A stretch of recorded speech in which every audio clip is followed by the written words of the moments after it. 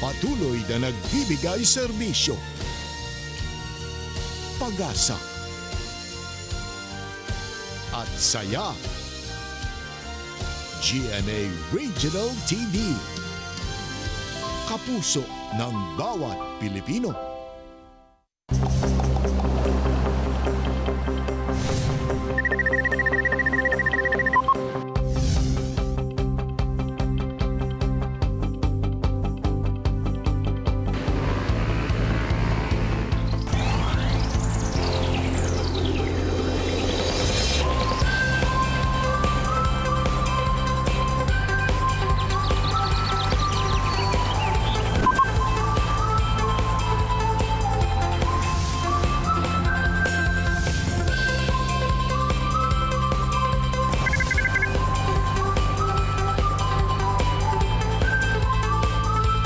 Kini ang At Home with GMA Regional TV.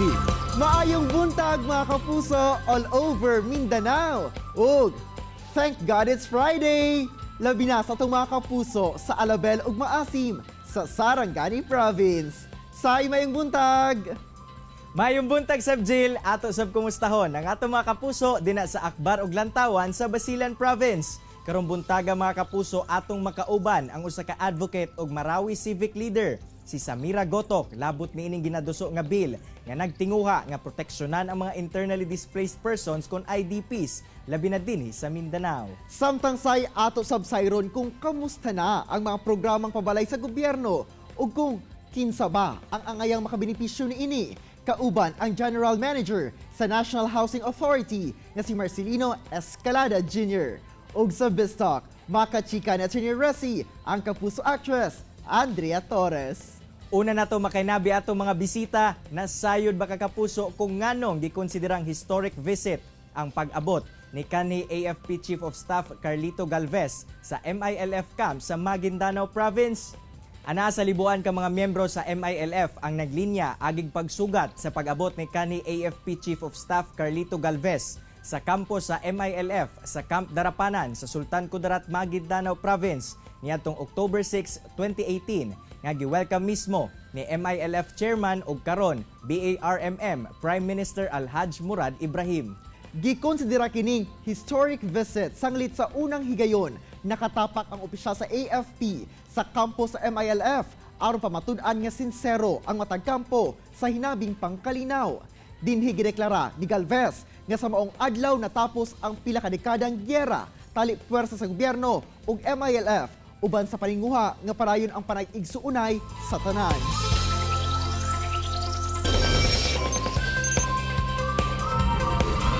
Mga kapuso, karong buntaga atong sayron kung paunsa ni makatabang ang ginaduso nga Rights of Internally Displaced Persons Bill sa mga IDP sa Mindanao. Pinaagi sa advocate ug civic leader ug tubong Marawi City nga si Samira Gotok. Ma'am Samira, mayong buntag ug dayon sa At Home with GMA Regional TV. Kamusta ma'am? Ngayong umaga, assalamualaikum everyone. Trying to be surviving po. Salam. Ma'am, unang-una, paano niyo po ba maisasalarawan ang sitwasyon ngayon ng mga bakwit sa iba't ibang bahagi ng Mindanao, lalo na ang mga bakwit bunga ng Marawi Siege noong 2017? Kung hirap po ang ating COVID situation, mas lalo pong multiplied po yung kahirapan po ng siege dahil po sa, syempre, wala pong hanap buhay, wala pong marami pong hindi nakabalik sa ground zero. Ito pong 9 barangays kung saan ito po yung heart, soul, and commercial capital natin sa buong Bangsamoro. At dito po yung lokasyon ng napakaraming Islamic schools at commercial district kung saan tayo mismo taga Davao, Cagayan de Oro, Iligan ay namimili ng kung ano ng mga malong at mga pasalubong. So ito po yung nasira at nabombahan. Yan po yung center of conflict. So yan pa rin po yung remnants of yung ngayon, yung hindi pa rin nakakabalik yung mga tao. They're looking for ways to earn money. At so half of Marawi naman po is nakabalik, but it doesn't mean po yung economic recovery ay nakabalik. At lalo pa na nag-quarantine po among all the provinces ng bansa at syudad, Lanao po and Marawi ang nag-MCQ sa mga probinsya. Ma'am, maliban sa pagbibigay ng matutuluyan at kabuhayan sa mga IDPs, ano ba ang kinakailangan nila ngayon for a long-term solution? Kailangan po ng long-term counseling and support po sa kanilang survivorship. Sila po ay kailangan po ng education subsidy.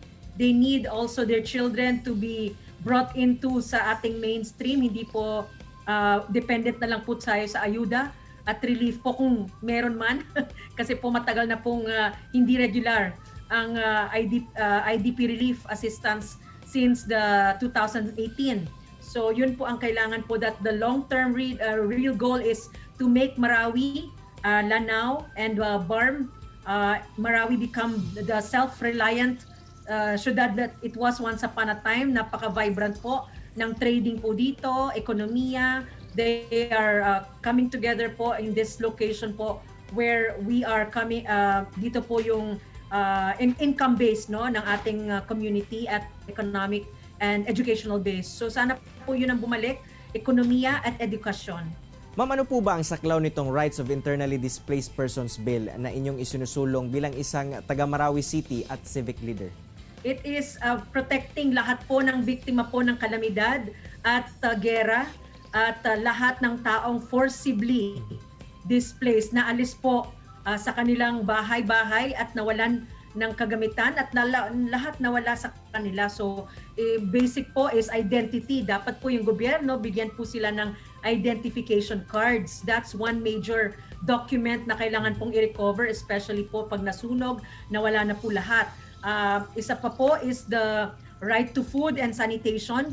Kailangan po proteksyonan po yung mga pregnant, vulnerables at this very, very vulnerable time. So the IDP rights consists of really the rights natin po, karapatan natin sa life, liberty, and property. At least property in the sense na yung pwedeng madala ay nasa iyo at walang mga agaw sa kagamitan mo. And yung mga nawala sa iyo ay sana po may document ng gobyerno at mabigyan ng proper po evaluation, monetary compensation. And we're hoping that even if nakompleto po yung pag-dokumento po, no, sa kabilat karapatan ng ating mga IDPs, hindi po siya naipasa ng previous administration. Sana po sa ngayon, administration, rekognisahan nila ito at bigyan po ng karapat-dapat. Ma'am, ito pong bill na pinag-uusapan natin, paano po ba ito makakatulong para mabigyang proteksyon at mapaunlad ang pamumuhay ng mga IDPs? Lalo pa pong mapapasilita ang ayuda at humanitarian passage po ng mga pagkain at kinakailangan po mga social services ng ating mga internally displaced. Can you imagine po sa listahan ngayon ng vulnerable na sectors ng Bayanihan to Heal 1, wala po silang kategorya para sa internally displaced. So kung isang taga Marawi, Sulu or Davao na bakwit ay napunta po sa Manila or kung saan sa Luzon, hindi po siya kasama sa listahan ng munisipyo at syudad dahil hindi nga po siya kategorya. Yung internally displaced person, he's not a resident, he's not part listing of the DSWD in that location. So such bill will guarantee po na merong recognition, merong appropriation, may alokasyon, merong pong pagbibigay pansin sa internally displaced. Daghang kayong salamat, Ma'am Samira, sa imong oras ug gigayon nga gigahin sa At Home with GMA Regional TV ug amping pirmi, ma'am. Daghang salamat po. Chillax lang mga kapuso, kay mubalik pa ang At Home with GMA Regional TV. Kini ang At Home with GMA Regional TV. Bisag tayo na mga kapuso, kauban si Attorney Resi Rizada. Resi! Thanks, Arjo! May muntag mga kapuso, welcome to Bisto karong muntaga. Excited na kayo kung makauban usap. Wala lang kundi ang kapuso actress Andrea Torres. May muntag, Andrea, and welcome back dito sa At Home with GMA Regional TV. How are you doing? Are you doing great? Thank you! Yes! At hello po sa lahat ng nanonood na At Home with GMA Regional TV. It's good to be back! Parang ang last Yes, we missed you here. Nag-start pala tayo mag-quarantine. So, maganda pa din, attorney. Mas maganda ka, Miss Andrea. No doubt about that.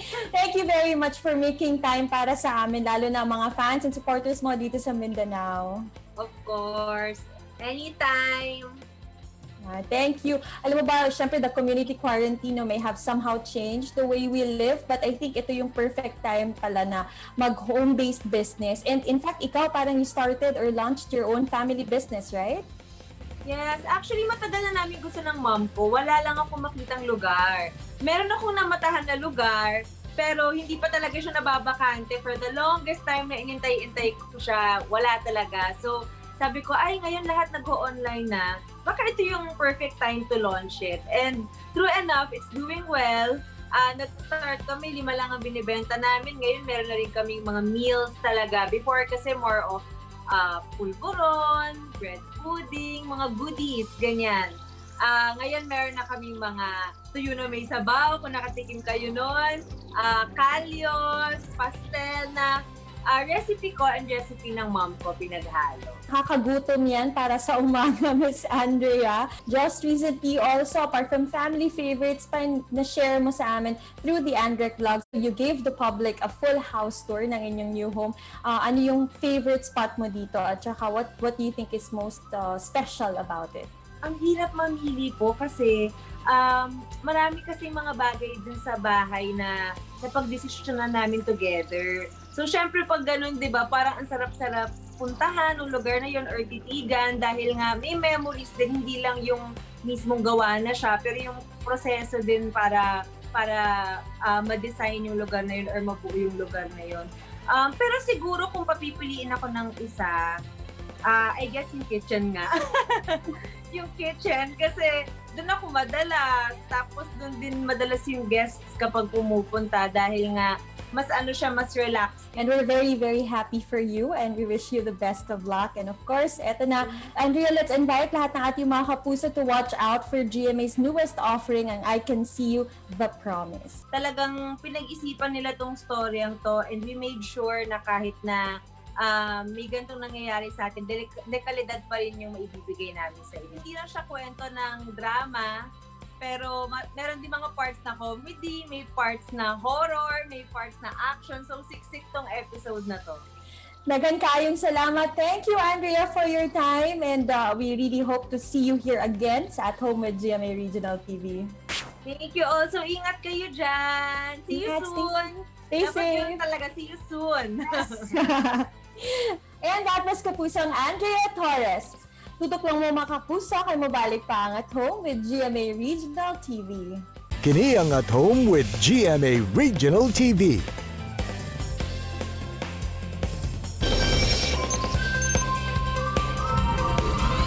Mga kapuso, sa panimalay magsugod ang maayong pundasyon sa usa ka pamilya.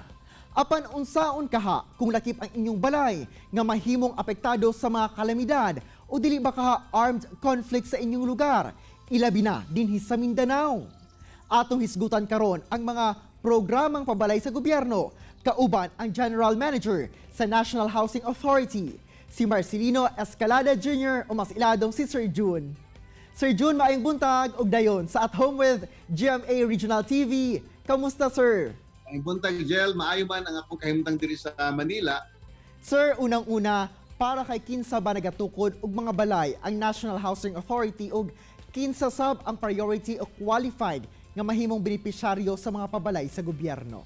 I think that's a very good question, Jill. No? Kay ang una mong good is that the National Housing Authority, ni siya ang public developer. Meaning to say, siya ang nag-represent sa ato ang national government agency in trying to provide sa ato ang mga less fortunate nga mga katawhan nga dili maka-afford og padimalay. So, naata karon diri sa National Housing Authority para pod mutan-aw sa kinatibuk-an nga panginahanglan sa ato ang mga katawhan, particularly katong sa atong mga biktima sa mga disaster nato, either man-made or natural disaster.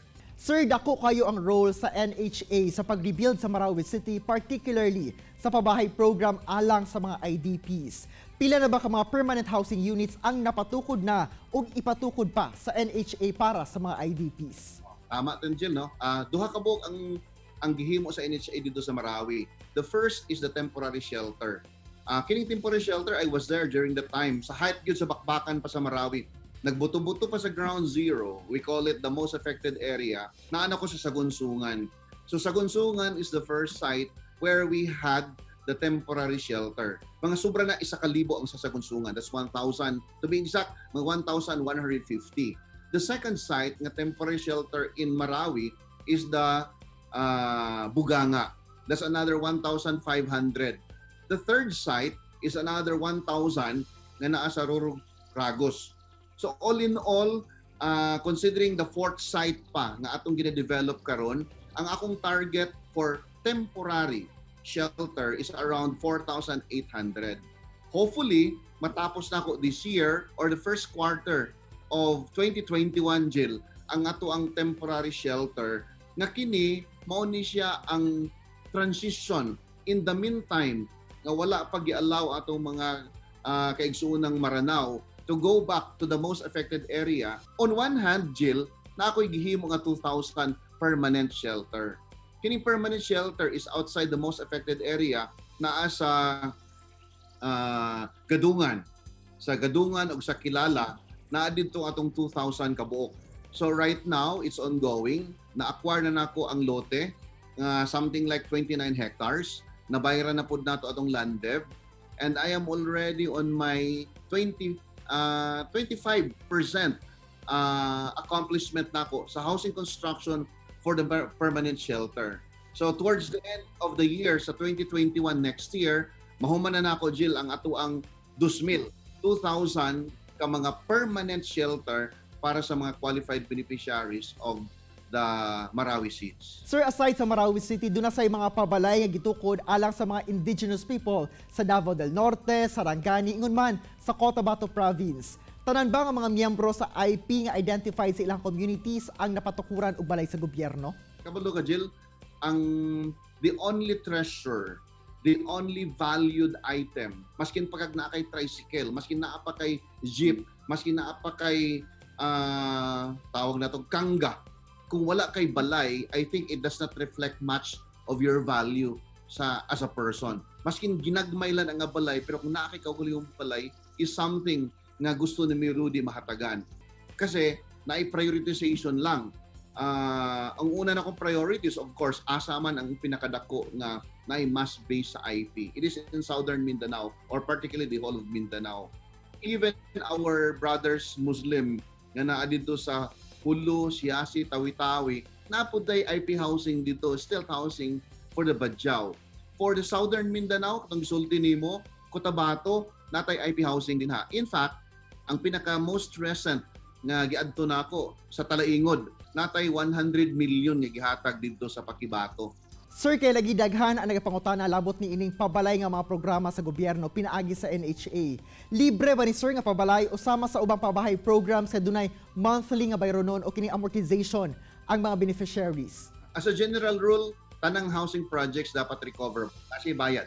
As a general rule, in the case nakita nimo karon sa Davao, natay Blue Farm din ha, natay Madayo Residences, natay mga EFP-PNP, natay Mandamos projects diri sa Manila sa mga naepektuhan sa tawag nato clearing of the Manila Bay.